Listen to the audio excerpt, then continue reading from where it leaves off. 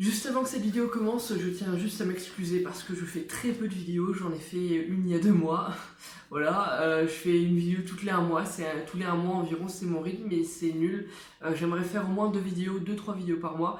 Des fois j'ai du mal à trouver le temps, mais donc je vais essayer de trouver le temps et de vous proposer plus de contenu parce que ça vous plairait à vous et à moi aussi parce que de plus en plus de personnes suivraient ma chaîne et j'adore, vous êtes énormément sur ma chaîne, vous êtes plus de 250, vous vous rendez pas compte, c'est déjà énorme, ça a monté ultra rapidement et donc je vous en remercie.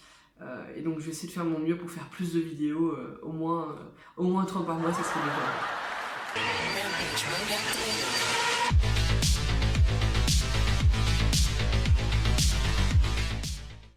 Hey tout le monde, c'est Funfake et aujourd'hui on se retrouve dans une toute nouvelle vidéo et surtout une nouvelle série que je vais nommer Speed Récup. C'est une suite logique à la série de récupération de déchetterie que j'ai faite sur ma chaîne qui a beaucoup plu, qui c'est les vidéos en fait qui ont fait le plus de vues sur ma chaîne.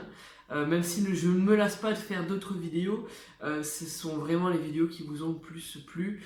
Et je suis partie d'un principe, c'est que les vidéos de déchetterie durent souvent très longtemps et j'ai voulu accélérer ça.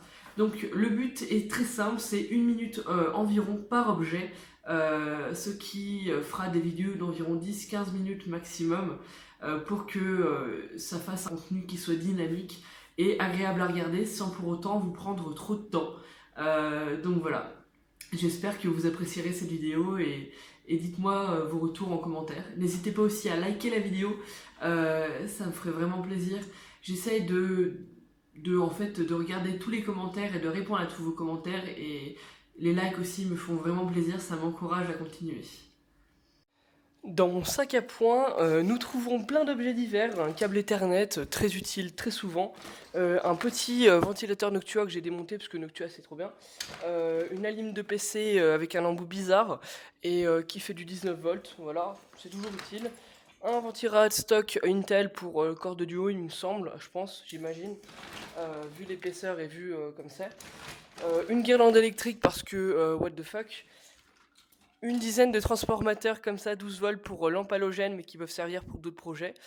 Donc du 230 volts vers 12 volts. Et le clou du spectacle, un Nokia 3310 ou de la famille des 3310 en tout cas. Pas très loin parce que c'est vraiment presque le même design. Donc ça c'est cool. Ah oui aussi, il y a d'autres trucs, il y a un câble d'imprimante et des jumpers pour carte mère pour savoir comment faut brancher les trucs. Voici un PC portable que je qualifierais de totalement dépecé. Il était en bon état quand je l'ai récupéré, c'est juste qu'en fait le socket est cassé. En fait il a été déclipsé par le propriétaire, peut-être faire exprès ou pas. Et en fait du coup j'ai récupéré très peu de trucs, il n'y avait pas de disque dur. J'ai récupéré la batterie, la carte wifi, l'écran, parce que l'écran c'est super bien quand on peut récupérer des écrans, même s'ils sont à néon sont moins intéressants. Les écrans à LED, on peut récupérer la bande LED à l'intérieur, et aussi les filtres en fait qui permettent de faire par exemple des projecteurs qui diffusent bien la lumière et tout. Enfin bref, ça peut être vraiment intéressant, mais même dans ceux à néon, on peut récupérer ce genre de filtre, donc c'est vraiment cool. Un exemple de barre de LED, c'est comme ça en fait, une barre comme ça qui éclaire énormément et c'est super cool pour dans les projets. Voilà. J'ai aussi récupéré 2 petits boîtiers de chez Orange. Alors ça c'est un parafoudre tout simplement pour l'électricité et pour l'ADSL. Il marche. Et j'ai aussi ici un extender de Wi-Fi. Normalement, il est fait pour marcher avec un CPL, mais en fait, il marche très bien tout seul. Tout simplement parce que je l'ai branché en Ethernet. Là, il y a 3 ports Ethernet. En fait, il est censé prendre le réseau du CPL. Il le rebalance en Wi-Fi jusqu'à 500 mégabits par seconde, enfin plutôt en Wi-Fi N, donc jusqu'à 300 mégabits par seconde. Et il le rebalance aussi en Ethernet ici. Et la bonne truc, j'étais presque persuadé qu'il arriverait à marcher sans le CPL, et effectivement c'est le cas. Donc je l'ai juste branché, j'ai connecté un câble Ethernet au milieu, mais bon, on peut le brancher sur les autres. Et après je me suis connecté en WPS dessus. Donc le câble Ethernet qui arrivait de la box et le WPS du PC. Et en fait, on a accès à un super panneau de configuration. Je l'ai remis à 0 avec le petit bouton qui a un endroit ici, et donc ça marche super bien. Donc si vous envoyez, récupérez-y, ça c'est vraiment très pratique. Cet écran-là, c'est un écran Samsung très très mignon, très très beau en esthétique, avec des VGA à l'arrière et bon, alimentation. Il y a un petit capot, normalement j'en ai un pour un autre écran. Il est en super état extérieur, vraiment aucune rayure et tout. Et en fait, finalement, quand on l'allume, et bah, c'est vraiment la grosse déception. Hop, je vais vous le montrer. C'est en fait, bah, ça montre que l'écran est totalement décédé parce que le LCD est mort. J'ai peut-être le même LCD en fait au grenier d'un écran Samsung d'une génération un tout petit peu plus vieille. Il y a moyen que ça y aille, mais c'est pas du tout sûr. Donc voilà, il y a moyen que je puisse le réparer, garder l'état esthétique de l'extérieur et changer la dalle, mais c'est pas du tout sûr. Le deuxième écran que j'ai au grenier, en fait, c'est la dalle, plutôt la carte vidéo qui est morte. Du coup, bah, j'allais pas en racheter une vu que c'est un écran 17 pouces, c'est pas vraiment utile. Bonne nouvelle par contre, avec ce mastodonte signé HP ici, c'est un écran 19 pouces qui est vraiment très très élaboré au niveau du pied, vous pouvez voir par là, je sais pas si on verra vraiment, mais c'est vraiment un super écran qui a énormément de potentiel, il tourne et tout, enfin bref, super bien. Et ce qui est cool, c'est que même si, bah, déjà avec son état esthétique qui est pas mal, surtout c'est qu'il marche. Le bouton ici est un petit peu abîmé, mais c'est pas grave, il marche toujours. Et il s'allume nickel.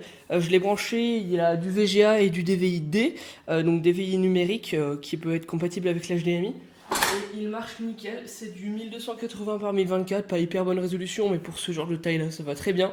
Et il y a un port USB à l'arrière, un port USB 2 que nous pouvons voir ici. Hop. Donc c'est vraiment un super écran que je pourrais utiliser avec des PC que j'ai déjà. Ça sera vraiment beaucoup plus pratique et c'est donc un écran pro de chez HP. Très bonne récupération celui-là.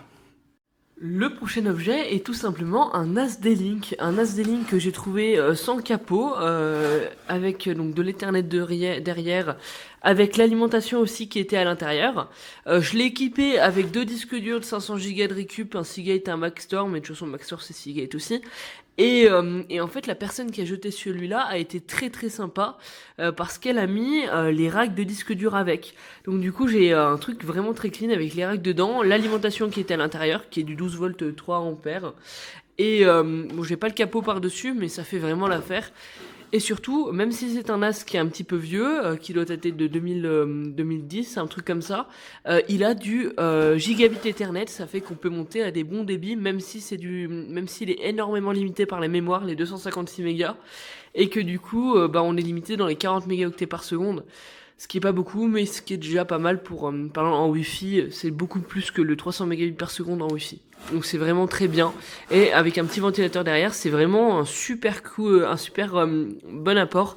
Même si j'ai le NAS qui est dessous là-bas, qui sert beaucoup aussi avec les disques durs de Tera. Celui-là vraiment, c'est très très utile et merci à ceux qui l'ont acheté. Une autre petite trouvaille de cette récupération, c'est cette très belle carte mère Gigabyte qui fait beaucoup plus vieille que ce qu'elle est vraiment.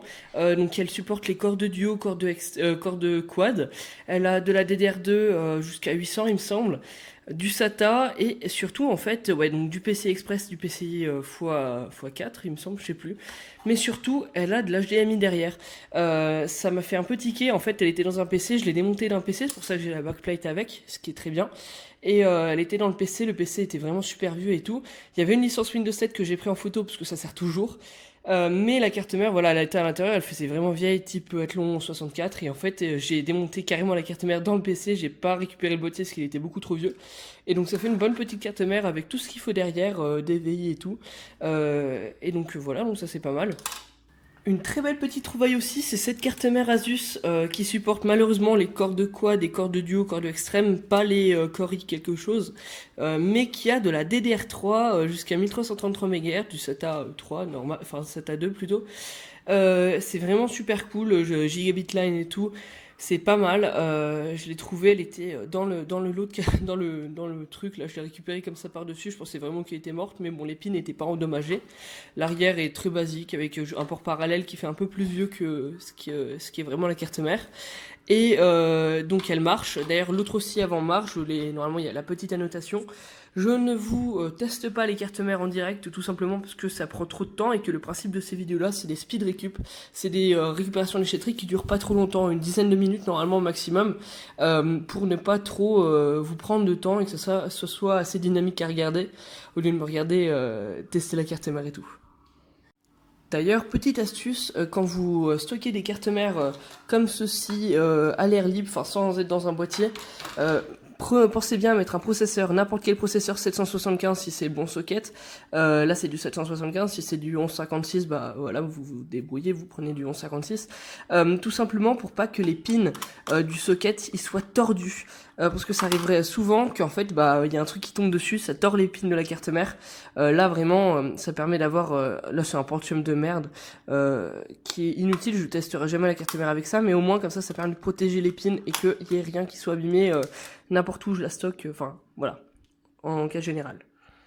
Voici un des meilleurs objets que j'ai pu récupérer à cette récupération, donc c'est un des meilleurs objets de cette vidéo. C'est une télévision Tokai en HD, bien sûr on ne demande pas la lune, qui est en super état cosmétique, elle a aucune rayure, vraiment rien, et surtout elle est en super état de marche. Elle doit avoir 2-3 ans maximum, pas plus, elle a de l'HDMI derrière. Un écran HD de pas super bonne qualité, mais en même temps c'est tout ce qu'on demande à une télévision, on ne demande pas d'avoir un écran IPS et tout, mais ça fait très bien le taf, et donc là elle va se prendre l'écran du Mac. Hop, elle marche vraiment super bien, donc ça c'est une super récupération, elle fait 21,5 pouces comme l'écran, comme la taille de mes écrans de PC, c'est vraiment super truc, merci beaucoup la déchetterie, et donc ça va faire un super cadeau de Noël pour ma tati qui n'a pas de télévision tout simplement. Et voici l'objet que vous attendez tous, c'est le PC Gamer. Alors c'est un PC Gamer que j'ai récupéré sur le bac, en haut du bac, c'est un PC Gamer monté. Et il a, donc il est pas extrêmement vieux, mais il est quand même un peu vieux. J'ai cru qu'il y avait un lecteur Blu-ray au début, mais en fait c'était juste le logo Super Plus, lecteur multicarte et tout. USB 2, pas 3. Et à l'arrière, on retrouve une caractéristique typique des cartes mères corde duo et corde quad, c'est qu'il y a un RCA. Donc voilà, 6 USB, une carte graphique avec de l'HDMI, du DVI, du VGA, donc c'est pas mal. Et donc on va ouvrir ça tout de suite. Hop. Et en fait, vous allez voir que c'est un PC gamer d'époque, on va dire. Donc il a une alimentation 500 watts de chez Antec, il n'y a pas de spécification 80+, mais c'est pas grave. Il a un disque dur de 500 Go de chez Seagate, je peux pas vous montrer là parce qu'il est mis dedans et j'ai un peu la flemme, il faut que je me dépêche.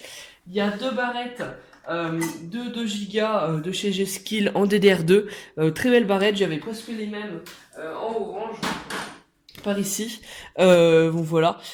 Et en fait avec donc la carte graphique qui est une HD 4850, un processeur un petit en E7400 Core Duo. Et donc voilà, bon allez je vais vous sortir le disque dur pour que vous puissiez voir. Un lecteur CD-DVD en SATA, donc le disque dur est ici. Donc voilà, un 7200.12 il me semble. Donc c'est pas mal, voilà. Ça c'est un bon truc et il marche très bien. Voilà, cette vidéo est à présent terminée. Si vous l'avez aimée, comme j'ai dit en début de vidéo, n'hésitez pas à mettre un petit like, ça fait vraiment super plaisir. À mettre un commentaire si vous avez des questions, des choses que vous n'avez pas comprises. Et à vous abonner pour voir plus de vidéos de la chaîne. En attendant, je vous souhaite un très bon nouvel an, parce qu'on a déjà passé Noël. Allez, je vous souhaite une très bonne journée, une très bonne soirée, à la prochaine. Bye.